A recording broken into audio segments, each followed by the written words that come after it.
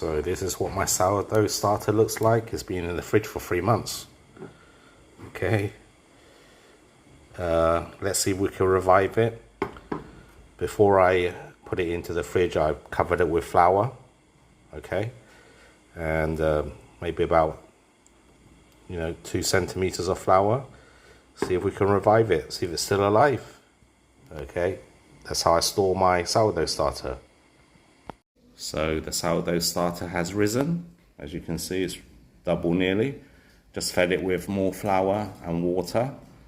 And it's come back alive again.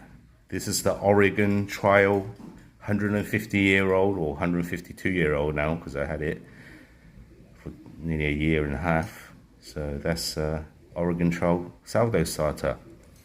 150 years old apparently. So yeah, it's a good way to store your sourdough starter if you're not baking all the time like me.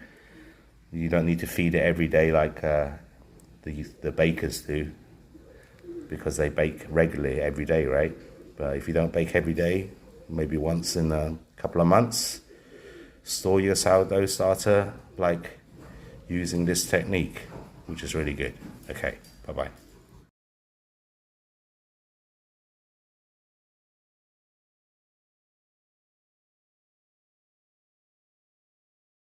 So I've made my dough, gonna let it rest and then do all my stretch and folds. And this is what I'm saying about the starter, yeah? There's still a lot of starter there left, about 1 inch from the bottom. So what I do is add fresh flour, okay, to my starter, like so. Make sure it's all covered, the sourdough. Okay, it's all covered with flour. Okay, and I think that's enough. And see, sourdough starter is covered with flour now, and it's quite a lot in there still, like about 1.5 inches. And what I'll do is I put my lid on, and then you can store this in the fridge for the next time use. So this lasts, I don't know how long it lasts, but last time I baked was maybe about 3 months ago. So yeah, you don't have to feed your starter every day. Okay, so we're just gonna do our stretch and folds and wait for it to germinate, I suppose, so it grows bigger. Let the sourdough starter help it to rise, and I'll get back to you. So here's our sourdough. We done bulk fermentation for about 5 hours, and look how big it's got. It's nice and spongy. So it's fermented now, it's risen. So what I'm gonna do, I'm gonna cut this in half and then shape it and then put it into my bread tins. And after that, I'll stick it in the fridge overnight to cold proof it, and then we could bake in the morning, yeah? So this is what bulk fermentation is. It's the first time I've done it, actually. So hopefully it turned out good. Right, so I shaped it, put it into the tins here and here. So I've got 2 loaves out of 500 grams of flour. And the bulk fermentation does make a big difference, I think. This dough has turned out really good. I think this is probably the best one I've made. Yeah, you see that? To the touch, it springs back. So what I'm gonna do, I'm gonna leave these out for maybe a couple of more hours so it fills up, relax the bread so it pushes out into the tin, hopefully. And yeah, I'm very happy with that. And then it goes in the fridge overnight, bake in the morning.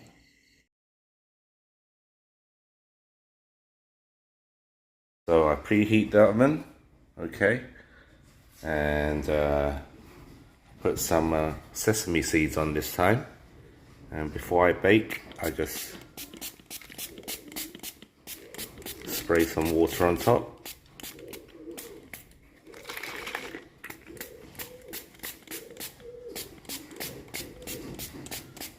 To make it crispy, apparently, so it create steam.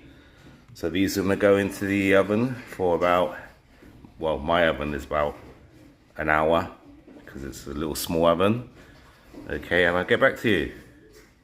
So the bread's in, and this is how my little oven works. It's got a heating element in the bottom and a heating element on the top. And there's a nice little oven. This just cost me about, how much?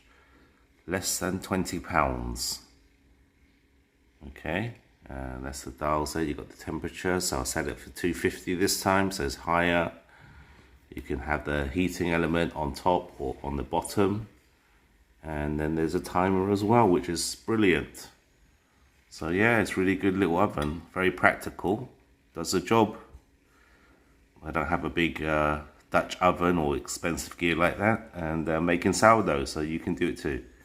Okay, let's see how this comes out. Another beautiful, cool day on the homestead. Beautiful today. Nice and cool. Yeah. Lazy cookie. And he's grown now, look at that. Aren't you? You're grown, boy. Okay, let's check the bread. So the bread is done. Check out my little oven. It's a 25-litre oven. Okay, fits 2 nice bread tins. Okay, and this is all cooked on solar power. So today we have good sunshine. And it's all done on free energy. Let's get this out. Ooh, look at that. Look at that. So you don't need fancy gear to bake sourdough bread. I think this came out really good, guys.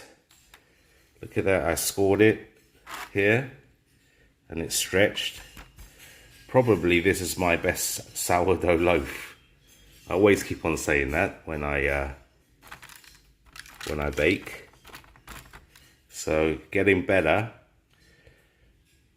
and it's risen really nicely. Can you see how high that raised? So I think this is a success story, guys. I think bulk fermentation is everything really to make your sourdough rise. So I never used to do that, and now from now on I start bulk fermentation. That's like after you've done the bread, you just let it to rise for 5 to 6 hours depending on your temperature. But anyway, very happy with that. We'll cut into it later. Look at that.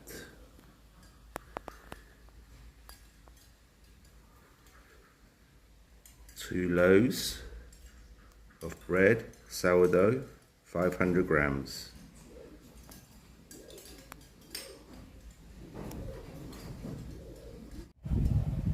So let's cut into this. It's been 2 hours now, and let's see what it looks like. Okay, when you cut sourdough, it's best to put it on its side, and you need like a bread knife, and it should cut easier.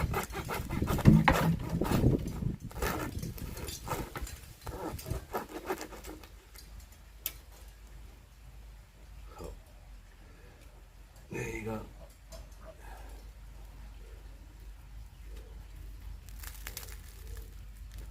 It's got the crunch. That's a really good sourdough bread. Look, nice crumb, air pockets. So yeah, successful. I'll gift this one to my neighbor, Paul, and he'll be happy with that, because you can't get sourdough bread here. Well, where I am anyway, unless you're in Bangkok. It's very expensive. This probably costs you about 300 baht maybe, or more. But anyway, come out really well, guys. Okay, have a lovely day.